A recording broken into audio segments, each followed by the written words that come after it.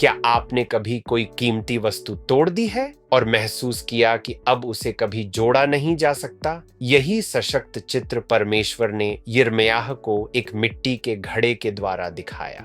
कहानी का सारांश: परमेश्वर यिर्मयाह से कहता है कि वह एक मिट्टी का घड़ा खरीदे और कुछ पुरनियों तथा याजकों को अपने साथ लेकर बेन हिन्नोम की तराई, कुम्हार के फेंके हुए बर्तनों के फाटक के पास जाए। वहां उसे परमेश्वर का न्याय का संदेश सुनाना था। परमेश्वर कहता है कि यह तराई अब हत्या की तराई कहलाएगी, क्योंकि यहूदा के लोगों ने उसे छोड़कर झूठे देवताओं को धूप चढ़ाई और यहाँ तक कि अपने पुत्रों को बाल नामक देवता के लिए बलि चढ़ा दिया। उन्होंने इस घाटी को निर्दोषों के लहू से भर दिया है।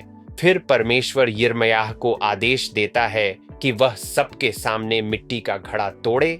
यह प्रतीक था कि परमेश्वर यरूशलेम और यहूदा को तोड़ देगा, ऐसा तोड़ेगा कि उन्हें कोई फिर जोड़ नहीं सकेगा। यह नगर विनाश और मृत्यु का स्थान बन जाएगा, जहां लोग अपने मृतकों को दफनाने के लिए भी जगह नहीं पाएंगे। अध्याय का अंत इस प्रकार होता है कि यिर्मयाह तोफेत से लौटकर मंदिर के आंगन में जाता है और वही संदेश दोहराता है, क्योंकि लोगों ने अपने हृदय कठोर कर लिए हैं और मूर्तियों की उपासना की है, इसलिए उनका विनाश निश्चित है।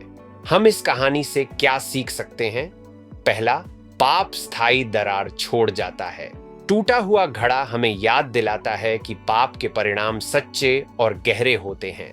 जब हम बार बार परमेश्वर की चेतावनियों को अनसुना करते हैं तो भीतर कुछ टूट जाता है और केवल उसकी दया ही हमें फिर से जोड़ सकती है। क्या मेरे जीवन में कोई ऐसा क्षेत्र है जहां बार बार की अवज्ञा मेरे हृदय को कठोर बना रही है? दूसरा, परमेश्वर की सहनशीलता की भी सीमा होती है। यहूदा के पाप उस बिंदु पर पहुंच चुके थे जहां से लौटना संभव नहीं था। उन्होंने परमेश्वर की चेतावनियों को बार बार ठुकराया और अंततः न्याय निश्चित हो गया। क्या मैं परमेश्वर की धैर्यता का गलत फायदा उठा रहा हूं या उसकी वाणी को तुरंत मान रहा हूं?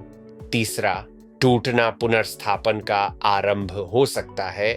यद्यपि घड़ा फिर नहीं जुड़ सकता था, फिर भी परमेश्वर अपने लोगों को पश्चाताप के लिए पुकारता है। जब हम अपने टूटे हुए जीवन को उसके हाथों में सौंपते हैं तो उसकी कृपा हमें नया बनाती है। क्या मैं अपने टूटे हुए हिस्सों को परमेश्वर के पास लाकर उसके हाथों में सुधारने के लिए तैयार हूं? हे प्रभु, मुझे तेरी चेतावनियों को गंभीरता से लेना सिखा। मेरा हृदय कठोर न हो। आमीन।